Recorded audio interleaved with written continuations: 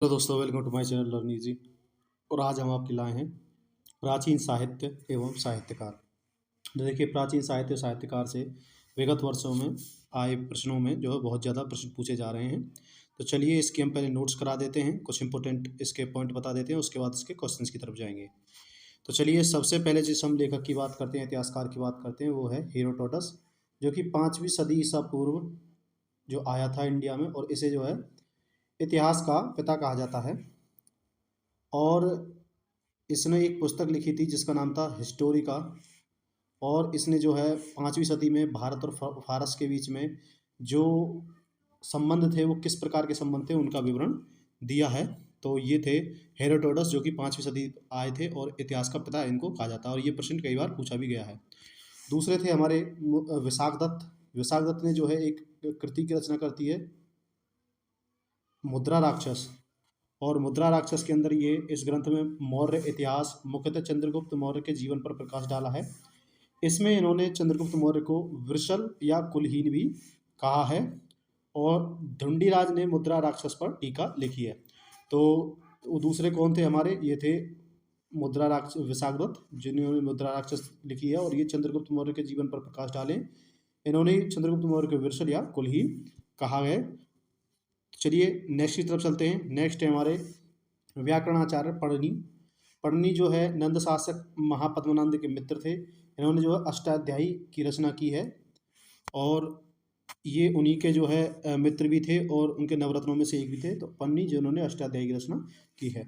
उसके बाद जो वराहमिहिर थे, ये गुप्त काल के खगोल शास्त्री थे। और उसके बाद है जो वराहमिहिर थे, इन्होंने व्रत जातक, पंच सिद्धांतिका, व्रत संहिता आदि ग्रंथ इनके लिखे हुए हैं। इनकी जो पंच सिद्धांतिका है वो यूनानी ज्योतिर्विद्या पर आधारित है। ब्रह्मगुप्त, उसके बाद आते हैं ब्रह्मगुप्त। ब्रह्मगुप्त एक बहुत बड़े गणितज्ञ थे, और इन्होंने ब्रह्माफुष्ट सिद्धांत की रचना की है। तो ब्रह्माफुष्ट सिद्धांत की रचना किसने की है? ब्रह्मगुप्त ने। उसके बाद आते हैं आर्यभट्ट, जो कि 5वीं शताब्दी ईस्वी में आए थे। ये एक प्राचीन भारत के प्रसिद्ध गणितज्ञ और खगोल शास्त्री थे, आर्यभट्ट। और इन्होंने अपनी एक पुस्तक लिखी जिसे कहते हैं आर्यभट्टीय। और इन्होंने बताया है कि सबसे पहले बताया था कि सूर्य स्थिर है जबकि पृथ्वी घूमती है। और इन्होंने ही चंद्र ग्रहण एवं सूर्य ग्रहण के कारणों तथा पृथ्वी की परिधि का भी पता लगाया था।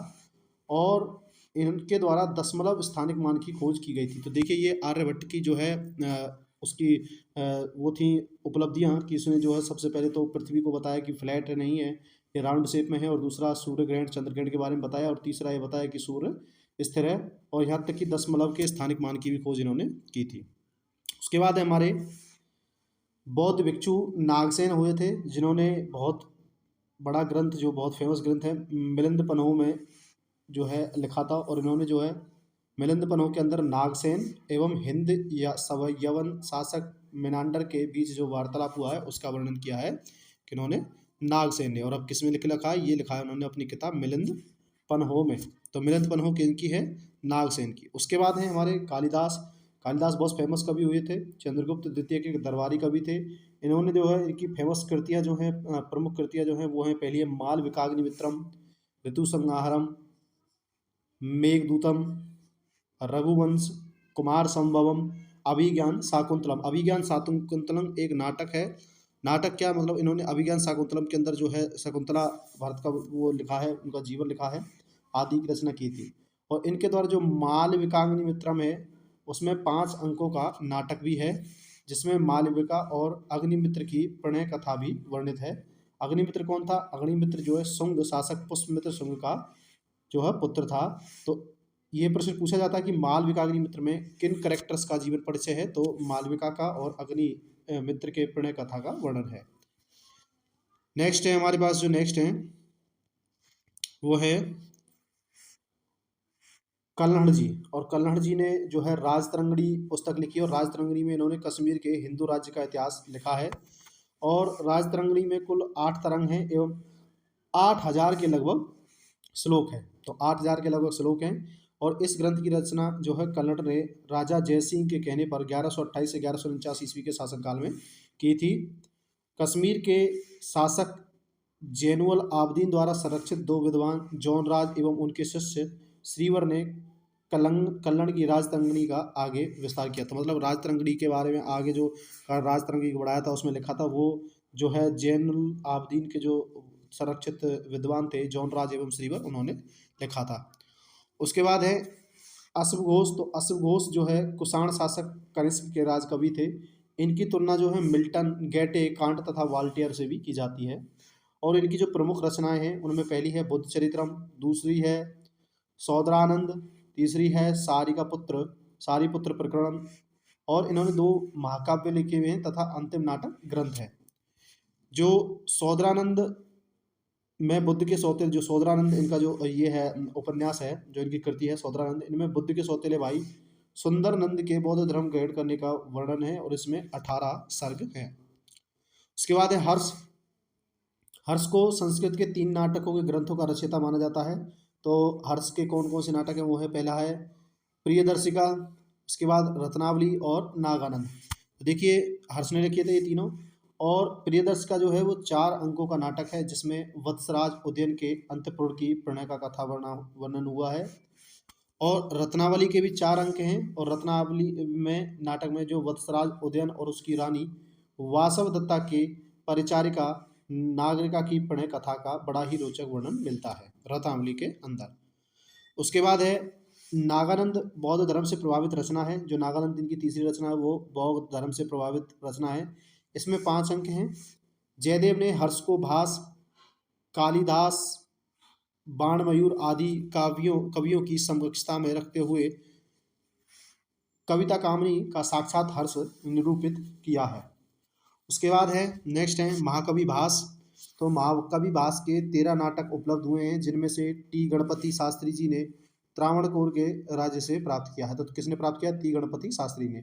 इसके जो 13 नाटक हैं उनके नाम निम्नलिखित हैं। पहला है प्रतिज्ञा योंग गंधरार, तो दूसरा है स्वप्न वास दत्ता, तीसरा है उरुभंग, चौथा दूत वाक्य, पांचवा पंचरात्र, छठवां बाल चरित्र, सातवां दूत घटोत्कच, आठवां कर्णभार, नौवां मध्यम व्योम, 10वां प्रतिनाटक, 11वां अभिषेक नाटक और 12वां जो है अभिमारक और चारुदत्त आदि हैं। तो 13 नाटक इनके जो हैं ये है जो इन्होंने किसने, महाकवि भास ने लिखे हुए हैं।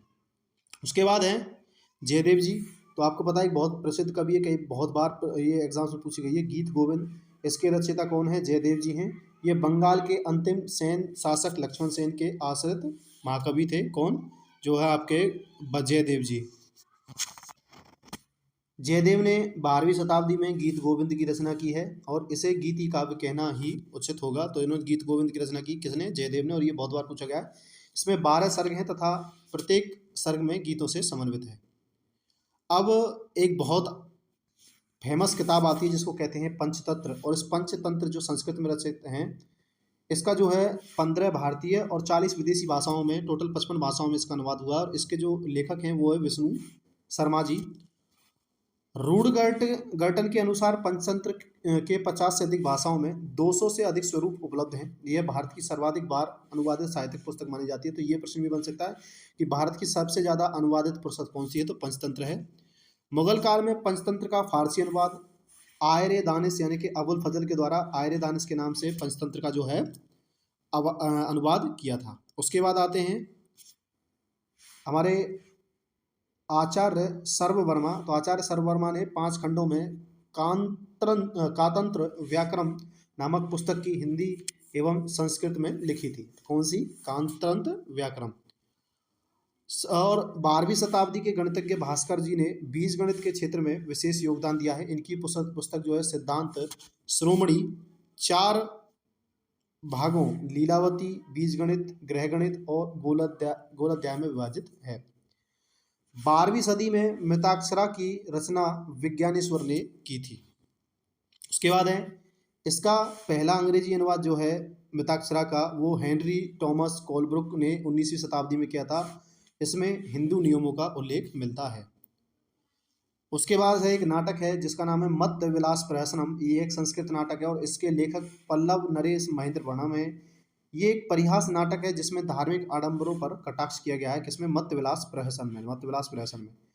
और दंडी ने 10 कुमार चरित्र एवं कार्यदर्श की रचना की है। मनुस्मृति ने जिसमें और मनुस्मृति की रचना मनु द्वारा की गई है, जिसमें कि 18 स्मृतियाँ शामिल हैं। मनुस्मृति प्राचीन भारत समाज व्यवस्था एवं हिंदू विषय से संबंधित है। मनु को प्राचीन भारत का प्रथम एवं महान विधि निर्माता माना जाता है। तो महान विधि निर्माता मनु को माना जाता है। शूद्रक जो है, शूद्रक ने प्रसिद्ध नाटक मृच्छकटिकम की रचना की है। इस नाटक में जो है ब्राह्मण चारुदत्त तथा उज्जैनी की प्रसिद्ध गणिका जो है बसंत सेना का आदर्श प्रेम कहानी वर्णन है। किसकी? मृच्छ कटिकम में जो है ब्राह्मण चारुदत्त और गणिका बसंत सेना की जो है प्रेम कहानी वर्णित है, और ये किसने लिखी है? शूद्रक ने। अब है शून्य का आविष्कार ईसा पूर्व दूसरी सदी में किसी अज्ञात भारतीय ने किया था। अरबों ने इसे भारत से सीखा और यूरोप में फैलाया। अरब देश में शून्य का प्रयोग सबसे पहले 873 में पाया जाता है। प्रमुख रचनाकारों की प्रमुख रचनाएं हैं, जिनमें से सूरदास, सूरसागर, सूरसारावली, साहित्य लहरी, तुलसीदास की जो हैं वो रामचरितमानस, विनय पत्रिका, कवितावली, गीतावली है, और राजशेखर की जो है काव्य मीमांस, बाल रामायण, बाल भारत एवं विद्यासाल भंजिका आदि हैं। तो देखिए ये हमने आपको इंपॉर्टेंट नोट्स करा दिए हैं पुराने साहित्यकार से। अब उन प्रश्न के बारे में चलते हैं जो प्रश्न हमारे परीक्षाओं में पूछे जाते हैं। तो पहला प्रश्न है कि इतिहास के पिता की पदवी सही अर्थों में निम्न में से किसको दी जाती है? तो आपको पहले ही बताया था, सबसे पहले यही इसी का वर्णन आया था, इतिहास के पिता कहते हैं हेरोडोटस को। तो ये RAS RTS 1994 में पीछा हुआ प्रश्न है। उसके बाद है देखिए इसमें पूछा गया है कि आपको कुछ रचनाएं दे रखी हैं और उनका जो है आपको क्या लगाना है? सही निशान लगाना है। तो देखिए महाभाष्य की रचना पतंजलि ने की थी, अष्टाध्यायी की पढ़नी ने की थी, निरुक्त की यास्क ने की थी, और वर्तिका की कात्यायन ने की थी। तो ध्यान रखना, अष्टाध्याय पतंजलि, महाभाष्य पतंजलि, अष्टाध्याय पढ़नी, निरुक्त का यास्क हो जाएगा और वर्तिक का कात्यायन हो जाएगा। तो देखिए अष्टाध्याय की पढ़नी ने महाभाष्य की पतंजलि, निरुक्त की यास्क और वर्तिका की कात्यायन ने। उसके बाद है क्वेश्चन नंबर 3 है मुद्रा राक्षस लेख निम्न में से कौन सा है? तो मुद्रा राक्षस आपको पता है विशाख दत्त द्वारा कृत है। ये UPPCS और Bihar public service public commission में पूछा हुआ प्रश्न है। उसके बाद है कि निम्नलिखित साहित्य की शास्त्रीय पुस्तकों में से कौन गुप्त काल में लिखी गई है? तो गुप्त काल में कौन कौन सी लिखी गई है? तो देखिए चारों पुस्तकें अमरकोश, कामसूत्र, मेघदूत और मुद्रा राक्षस, ये सभी की सभी हमारी जो है गुप्त काल में लिखी हुई है। अब देखिए 10 कुमार चरित्रम के लेखक कौन थे? तो 10 कुमार चरित्र के लेखक जो है दंडिन जी हैं। ये UPPCS मेंस 2005 का प्रश्न है। अब कुछ इंपोर्टेंट्स हैं, इनको आप जो है नोट आउट करके देख सकते हो। उसके बाद है 10 कुमार चरितम किसने लिखी है? तो 10 कुमार चरितम जो है दंडी ने लिखी है। उसके बाद है 7वां कुमार संभव महाकाव्य किस कवि ने लिखा है? तो कुमार संभव जो है वो कालिदास जी ने लिखा है। नेक्स्ट क्वेश्चन नंबर 8, निम्न में से कौन सा नाटक कालिदास ने नहीं लिखा है? तो देखिए कालिदास ने मालविकम मित्रम, अभिज्ञान शाकुंतलम और कुमार संभव तीनों लिखे हैं। बस ये जानकी हरणम जो है कालिदास के द्वारा नहीं लिखा गया है। क्वेश्चन नंबर 9 है निम्न में से कौन सी पुस्तक कालिदास द्वारा लिखित नहीं है? तो देखिए आपकी उत्तर रामचरितम, बाकी मेघदूत, कुमार संभव, ऋतु संहारम, ये सभी कालिदास की हैं। उत्तर रामचरितम ये भवभूति की रचना है, ठीक है, बाकी सभी जो है उनके द्वारा लिखी गई हैं। नेक्स्ट है हमारे पास क्वेश्चन नंबर 10, उत्तरी भारतीय शास्त्रीय संगीत का बाइबल ग्रंथ क्या है? तो उत्तरी भारत शास्त्रीय संगीत का बाइबल ग्रंथ जो है नाट्य शास्त्र को माना जाता है संगीत का बाइबल। उसके बाद है फिर से सही सुमेलित करना। तो देखिए पढ़नी ने अष्टाध्यायी की, और जो है चाणक्य ने अर्थशास्त्र की, कन्नड़ ने राजतरंगिणी की, और वात्स्यायन ने कामसूत्र की रचना की है। यानी कि ए का 3 हमारा ऑप्शन है, यानी कि ए का 3, बी का 1 और सी का 4 और डी का 2 आंसर सही हो जाएगा। नेक्स्ट है कन्नड़ की पुस्तक का नाम क्या है? तो देखिए कन्नड़ की पुस्तक का नाम है राजतरंगिणी, जैसा कि ऊपर आया हुआ है। क्वेश्चन नंबर 13 है कन्नड़ द्वारा रचित राजतरंगिणी निम्न में से किससे संबंधित है? तो राजतरंगिणी जो है वो कश्मीर के दो इतिहास से संबंधित है, और बाद में जो राजतरंगिणी को श्रीवर और जो है जॉनरेब नामक जो 2 विद्वान थे उनके एक कश्मीर के राजा के, तो उन्होंने उसको आगे बढ़ाया था। तो अष्टाध्यायी फिर से क्वेश्चन नंबर 14, अष्टाध्यायी किसके द्वारा लिखी गई है? तो इसका आंसर जो है पढ़नी, इसका तो आपको रट गया होगा। उसके बाद है कल्लड़ की राजतरंगिणी की तरह की एक इतिहास की एक पुस्तक गौड़वाहो किसने लिखी है? तो देखिए जो गौड़वाहो है राजतरंगिणी की तरह की इतिहास की पुस्तक, वो वाकपति के द्वारा लिखी गई है। अब देखिए इसमें फिर से आपको कुछ क्वेश्चंस दे रखे हैं और उनका आपको सही मिलान करना है, तो चलिए करते हैं। तो देखिए देखते हैं। तो देखिए भारवी द्वारा जो लिखी गई है वो है कीर्तार्जुनीय। हर्ष द्वारा जो लिखी गई है वो है नागानंद। और कालिदास द्वारा आपको पता है मालविकाग्नि मित्रम, और राजशेखर की कपूर मंजरी। तो इस हिसाब से ए का 2, बी का 3, सी का आपका सॉरी ए का 2 और बी का 4, ए का 2 बी का 4 ये किस में है? तो ए का 2 बी का 4 ये रहा आपका ऑप्शन डी राइट आंसर हो जाएगा। तो देखिए भारवी जो है वो कीर्तार्जुनीय द्वारा लिखी गई है, हर्ष द्वारा नागानंद, कालिदास द्वारा मालविकाग्नि मित्रम, राजशेखर द्वारा कपूर मंजरी लिखी गई है। तो देखिए क्वेश्चन नंबर 17 है, संस्कृत की निम्नलिखित में से कौन सी रचनाओं ने महाभारत से अपना कथा सूत्र लिया है?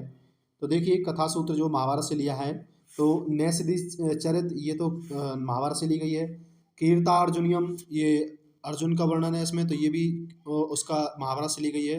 उसके बाद शिशुपाल वध तो आपको पता है ये भी जो है महाभारत से रचित है, महाभारत से ही निकली हुई है।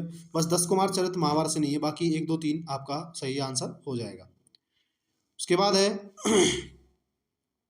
नीचे कुछ कूट्स दिए गए हैं, आपको बताना है कि इनमें से कौन सा जो विद्वान कौन था। तो देखिए सबसे पहले विशाखदत्त। तो विशाखदत्त आपको पता है इन्होंने एक नाटक लिखा था मुद्रा राक्षस, तो ये नाटककार हो जाएंगे।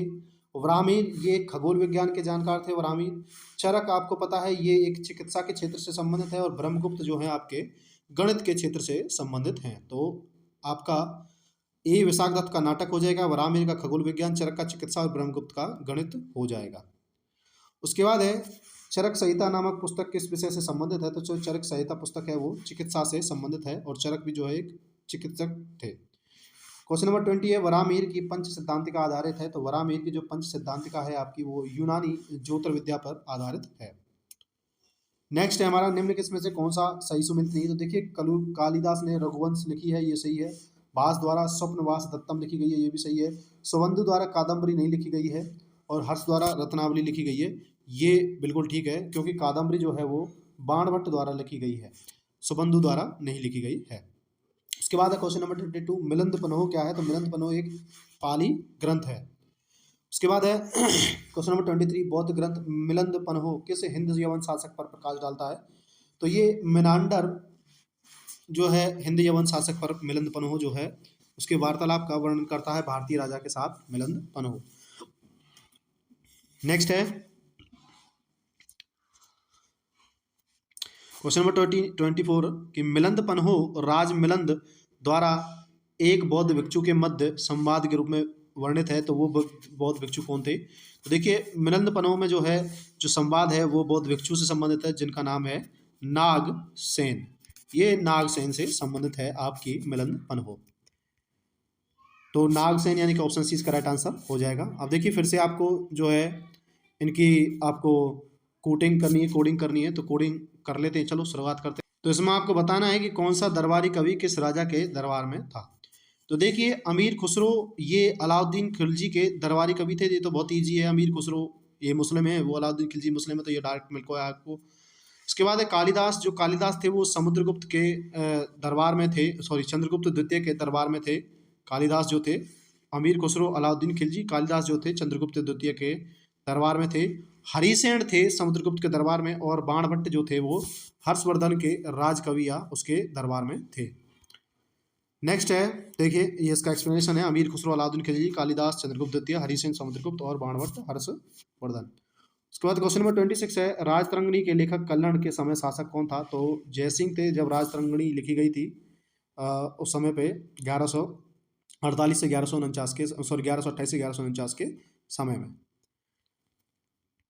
नेक्स्ट है हमारा 27 क्वेश्चन है, कल्लण द्वारा राजतरंगिणी में कुल कितनी तरंग है? तो राजतरंगिणी में जो है 8 तरंग हैं।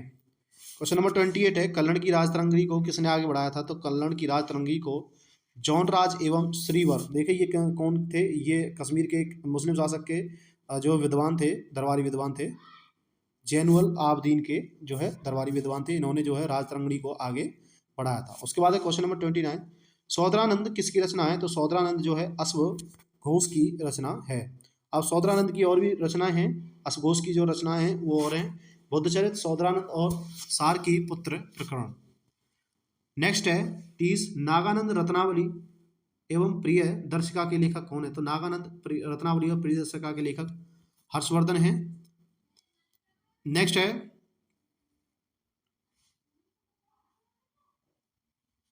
हर्ष ने निम्न में से किस रचनाओं का लेखक किया है? तो देखिए आपको ऊपर ही पता होगा। तो सबसे पहले प्रियदर्श का, रत्नावली और नागानंद का किया है, जो है हर्षचरित का इन्होंने नहीं किया है, हर्ष ने। तो 1 2 4 हो जाएगा। नेक्स्ट है क्वेश्चन नंबर 32, निम्नलिखित 4 ग्रंथों में से कौन सा विश्वकोशीय ग्रंथ है? तो वृत्त संहिता जो है विश्वकोशीय ग्रंथ है। नेक्स्ट है प्राचीन भारत के इतिहास के संदर्भ में भवभूति, हस्तिमल्ल तथा क्षेमेश्वर क्यों प्रसिद्ध थे? तो जो प्राचीन इतिहास में भवभूति, हस्तिमल्ल तथा क्षेमेश्वर जो है वो नाटककार थे। फिर से आपको जो है कूट सही मिलान करना है इसका।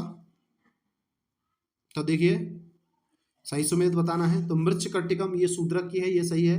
बुद्धचरित वसुबंधु की है, ये गलत है। मुद्रा राक्षस विशाखदत्त की है और हर्षचरित्र बाणभट्ट की है, मतलब 1 3 4 इसका राइट हो जाएगा। नेक्स्ट है प्राचीन विद्वानों साहित्यकारों के संदर्भ में निम्नलिखित कथनों पर विचार कीजिए। तो देखिए विचार करना है इनमें से कौन सा सही है।